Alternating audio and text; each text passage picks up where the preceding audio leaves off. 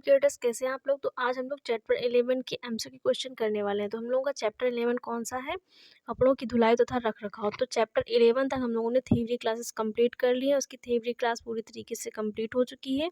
तो अगर आप लोगों ने क्लास नहीं देखी है तो प्लेलिस्ट में जाइए, विजिट करिए, आप लोगों को क्लास मिल जाएगी। तो आज हम लोग इस वाले जो चैप्टर के एमसीक्यू क्वेश्चन करने वाले हैं, और टोटल जो 20 क्वेश्चन है वो हम लोग इस वाली क्लास में करेंगे। तो क्वेश्चन भी ऐसे होंगे जो आपके एग्जाम में आए हुए हैं और आने के पूरे पूरे चांसेस हैं। तो हम लोग का किसकी तैयारी कर रहे हैं, यूपी बोर्ड एग्जाम 2024-25 जो होने वाला है आप लोगों का, उसके लिए हम लोग जो है तैयारी कर रहे हैं। तो इसी को लेकर के आज हम लोग इस क्लास में जो है इस चैप्टर के एमसीक्यू क्वेश्चन करेंगे। तो आइए स्टार्ट करते हैं। पहला क्वेश्चन है, वस्त्रों को धोने से लाभ है। कौन सा लाभ है? वस्त्र साफ हो जाते हैं, व्यक्ति स्वस्थ रहता है, वस्त्रों की दुर्गंध दूर हो जाती, इनमें से सभी। तो वस्त्रों को धोने से कौन सा लाभ होता है? वस्त्र साफ हो जाते हैं, व्यक्ति स्वस्थ रहता है, और वस्त्रों की दुर्गंध, यहाँ पर वस्त्रों की दुर्गंध दूर की हो जाती है, और इनमें से सभी। तो यहाँ पर ऑप्शन नंबर डी सही हो जाएगा। ये सभी ऑप्शन करेक्ट हैं। अगला क्वेश्चन है, कपड़ों की धुलाई के लिए कौन सा जल उत्तम होता है? कपड़ों की धुलाई के लिए कौन सा जल उत्तम होता है? मृदु जल, दूषित जल, कठोर जल, इनमें से कोई नहीं। तो कपड़ों की धुलाई के लिए कौन सा जल उत्तम होता है? मृदु जल, दूषित जल, कठोर जल, इनमें से कोई नहीं। तो कौन सा जल उत्तम होता है? मृदु जल।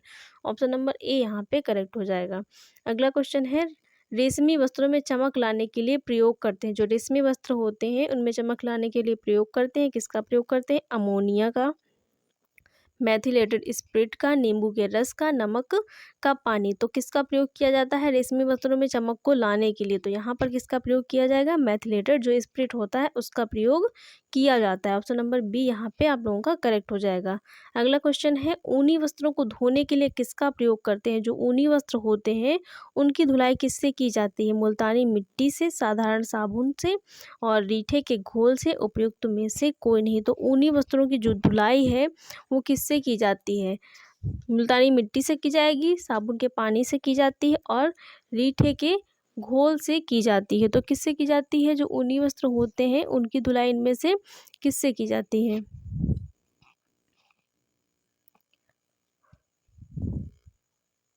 किससे की जाएगी? तो यहाँ पर जो है इनमें से कोई नहीं। जो उपयुक्त तो ऑप्शन आप लोगों का डी वाला है ये करेक्ट हो जाएगा। इनमें से किसी से भी नहीं की जाती है ऊनी वस्त्रों की धुलाई, ना मुल्तानी मिट्टी से, ना साधारण साबुन से, और ना रीठे के घोल से, किसी से नहीं की जाती है। ऑप्शन नंबर डी यहाँ पे करेक्ट हो जाएगा। अगला क्वेश्चन है, ऊनी वस्त्र को धोना चाहिए, किससे धोना चाहिए? ब्रश द्वारा घिसकर धोना चाहिए, गर्म पानी से निचोड़ कर, और इनमें से कोई नहीं। तो जो ऊनी वस्त्र है उसे कैसे धोना चाहिए? ब्रश द्वारा घिसकर धोना चाहिए, और नींबू पानी से जो है निचोड़ कर घिसना चाहिए, या इनमें से कोई नहीं। तो ब्रश द्वारा घिसकर भी नहीं धो सकते हैं, गर्म पानी में भी नहीं धो जाता, निचोड़ कर धोने से उसका आकार बिगड़ जाएगा। तो इसमें से इनमें से कोई नहीं, ये वाला ऑप्शन यहाँ पर करेक्ट हो जाएगा। अगला क्वेश्चन है, कीड़े व फफूंदी से बचाव के लिए वस्त्रों में हमें डालना चाहिए। कीड़े व फफूंदी से बचाव के लिए वस्त्रों हमें डालना चाहिए, क्या डालना चाहिए? सेंट, फूल, मिट्टी का तेल, नैप्थलीन की गोली। तो किसका प्रयोग करता है, किसका प्रयोग किया जाता है? कीड़े से वस्त्रों को बचाने के लिए नैप्थलीन की गोलियों का प्रयोग किया जाता है। ऑप्शन नंबर डी यहाँ पे करेक्ट हो जाएगा। अगला क्वेश्चन है, रेशमी वस्त्रों पर कलफ लगाते हैं, कैसा कलफ लगाया जाता है रेशमी वस्त्रों पर? अरारोट का, मैदा का, गोंद का, चावल का। तो रेशमी वस्त्रों पर किस प्रकार का कलफ लगाया जाता है? चावल का, मैदा का, गोंद का, अरारोट का। तो किसका लगाया जाता है? गोंद का लगाया जाता है। ऑप्शन नंबर जो सी है यहाँ पे करेक्ट हो जाएगा।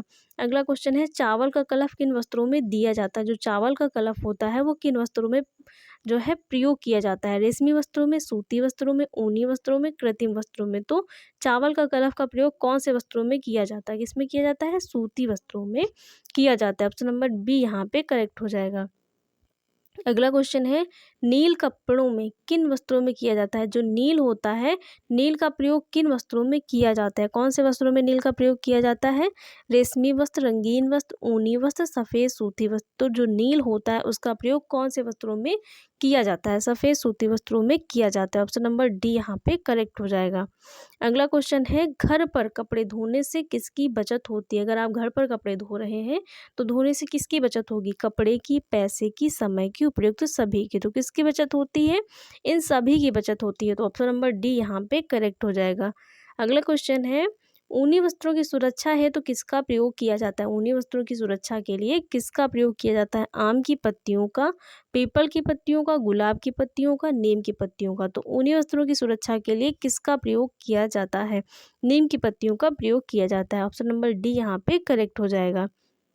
अगला क्वेश्चन है, किस प्रकार के कपड़ों में गोंद का कलफ लगाया जाता है? किस प्रकार के कपड़ों के लिए है जो गोंद का कलफ है वो बना करके उसमें लगाया जाता है? रेशमी वस्त्र, ऊनी वस्त्र, सूती वस्त्र, कृत्रिम वस्त्र। तो किस प्रकार के कपड़ों में गोंद का कलफ लगाया जाता है? रेशमी वस्त्रों में लगाया जाता है। ऑप्शन नंबर ए यहाँ पे करेक्ट हो जाएगा। अगला क्वेश्चन है, कपड़ों की धुलाई के लिए कौन सा जल उत्तम होता है? कपड़ों की धुलाई के लिए कौन सा जल उत्तम होता है? मृदु जल, कठोर जल, समुद्र का जल, उपयुक्त सभी। तो कपड़ों की धुलाई के लिए हमेशा कौन सा जल उत्तम होता है? मृदु जल उत्तम माना जाता है।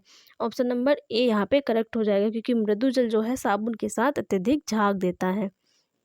अगला क्वेश्चन है, हाथ के बुने ऊनी वस्त्र सुखाने के लिए किसका प्रयोग करना चाहिए? मतलब कौन से जो उपकरण है उनका प्रयोग हाथ से जो बुने ऊनी वस्त्र होते हैं उनको सुखाने के लिए किया जाता है? हैंगर का, स्टैंड का, डोरी का, समतल स्थान का। तो हाथ से बुने हुए जो वस्त्र होते हैं ऊनी वस्त्र उनको सुखाने के लिए किसका प्रयोग करते हैं? समतल स्थान का प्रयोग किया जाता है। ऑप्शन नंबर डी यहाँ पे करेक्ट हो जाएगा।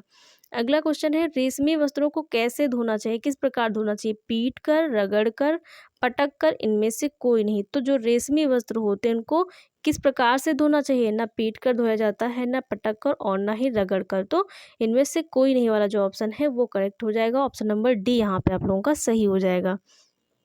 अगला क्वेश्चन है, रेशमी वस्त्रों को धोने के लिए किसका प्रयोग किया जाता है? तो जो रेशमी वस्त्र होते हैं उसे धोने के लिए किसका प्रयोग करते हैं? रीठे के घोल का, सोडा पाउडर का, अपमार्जक का, मुल्तानी मिट्टी का। तो जो रेशमी वस्त्र होते हैं उनको धोने के लिए किसका प्रयोग किया जाता है? किसका प्रयोग किया जाता है? रीठे के घोल का, सोडा पाउडर का, अपमार्जक का, मुल्तानी मिट्टी का। तो किसका प्रयोग करेंगे? रीठे के घोल का प्रयोग जो रेशमी वस्त्र होते हैं उन्हें धोने के लिए किया जाता है। ऑप्शन नंबर ए यहाँ पे करेक्ट हो जाएगा। अगला क्वेश्चन है, वस्त्र धोने से पूर्व कौन सी प्रक्रिया करनी चाहिए? तो क्या करना चाहिए वस्त्र धोने से पूर्व? फटाफट सिल लेना चाहिए, दाग धब्बे छुड़ा लेने चाहिए, 100 बटन निकाल लेना चाहिए, इनमें से सभी। तो वस्त्र धोने से पूर्व क्या करना चाहिए? वस्त्र सिल लेना चाहिए, दाग धब्बे छुड़ा लेने चाहिए, 100 बटन निकाल लेना चाहिए, इनमें से सभी। तो ये सभी चीज़ें कर लेनी चाहिए, ये सभी प्रक्रियाएं वस्त्रों को धुलने से पूर्व कर ली जाती हैं। तो ऑप्शन नंबर डी यहाँ पे करेक्ट हो जाएगा। अगला क्वेश्चन है, हल्दी के दाग छुड़ाने की विधि है।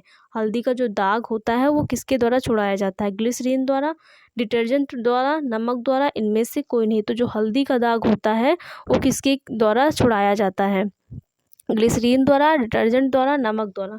तो हल्दी का जो दाग होता है किसके द्वारा छुड़ाया जाएगा?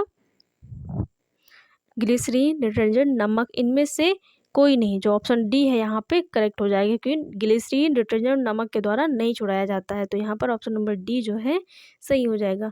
स्याही का दाग छुड़ाया जाता है, किसके द्वारा छुड़ाया जाएगा? डिटर्जेंट से, ग्लिसरीन से, ब्लीचिंग पाउडर से और नींबू एवं नमक के द्वारा। तो जो स्याही का दाग होता है वो किससे छुड़ाया जाता है?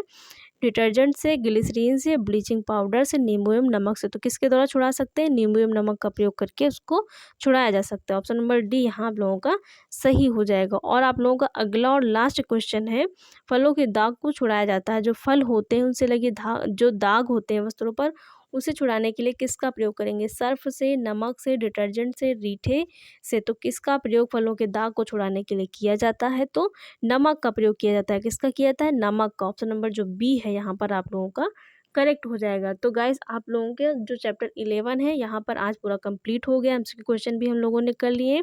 कल चैप्टर जो हम लोग 12 है वो करेंगे। तो आप लोगों ने अगर क्लासेस नहीं देखी हैं तो जाइए प्ले स्टोर में जाइए, विजिट करिए, आप लोगों को क्लास मिल जाएंगे, जिससे आप लोगों को बहुत ज़्यादा बेनिफिट होने वाला है। तो गाइस आप लोगों को क्लास कैसी लगी? अगर क्लास अच्छी लगी हो तो वीडियो को लाइक, शेयर, चैनल को सब्सक्राइब करिएगा। Thanks for watching guys.